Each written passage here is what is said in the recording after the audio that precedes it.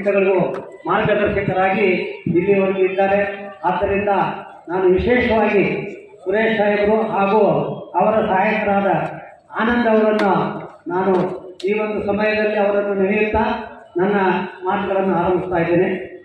ವೇದಿಕೆ ಮೇಲಿರುವಂಥ ನಮ್ಮ ಎಲ್ಲ ನಿರ್ದೇಶಕರುಗಳೇ, ಹಾಗೆ ವೇದಿಕೆ ಮುಂದಿರುವಂಥ ನಮ್ಮ ಎಲ್ಲ ಸಹಕಾರಿಗಳೇ, ತಮಗೆಲ್ಲ ಗೊತ್ತಿದೆ ಕನಕಶ್ರೀ ಗೃಹ ನಿರ್ಮಾಣ ಸಹಕಾರದ ನಂತರ ಕನಕಶ್ರೀ ಚಾರಿಟಬಲ್ ಟ್ರಸ್ಟ್ ಇವತ್ತು ಅಲ್ಲಿ ಒಂದು 80 ಹುಡುಗರು ವಿದ್ಯಾರ್ಥಿಗಳು ಅಲ್ಲಿ ವಿದ್ಯಾಭ್ಯಾಸ ಮಾಡ್ತಾರೆ.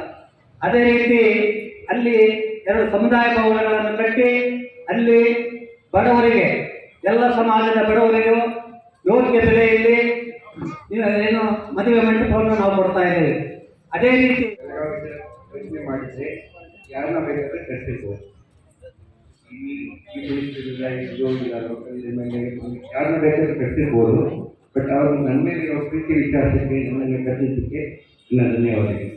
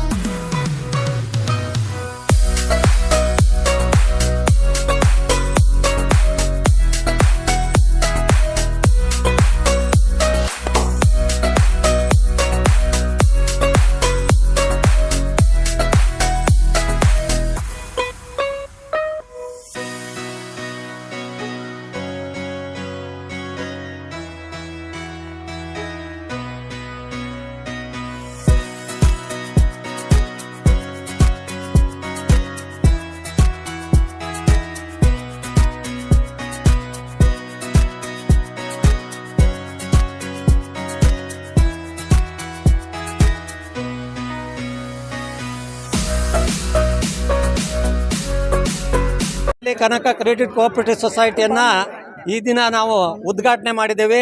ಇದರ ಹಿಂದಿನ ಕಾರಣ ತಮಗೆ ಗೊತ್ತಿದೆ. ಮೋಸದ ಮೂಲಕ, ಕುತಂತ್ರದ ಮೂಲಕ ಕನಕಶ್ರೀ ಸೌಹಾರ್ದ ಕ್ರೆಡಿಟ್ ಸೊಸೈಟಿಯಲ್ಲಿ 600 ಜನ ಮೆಂಬರ್ಸ್ ಮಾಡಿ ಅವರು ನಮ್ಮನ್ನು ಸೋಲಿಸಿದರು. ಆದರೆ ನಾವು ಧೃತಿಗೆಡದೆ ಇವತ್ತು ಒಂದು ಹೊಸ ಅದೇ ಕನಕರ ಹೆಸರಿನಲ್ಲಿ ಇವತ್ತು ಅದ್ಧೂರಿಯಾಗಿ ಒಂದು ಈ ನಮ್ಮ ಕನಕ ಕ್ರೆಡಿಟ್ ಕೋಆಪರೇಟಿವ್ ಸೊಸೈಟಿಯನ್ನು ಉದ್ಘಾಟನೆ ಮಾಡ್ತಾ ಇದ್ದೇನೆ. ಇದಕ್ಕೆ ಸಾಕಷ್ಟು ಜನರ ಬೆಂಬಲ ಇದೆ.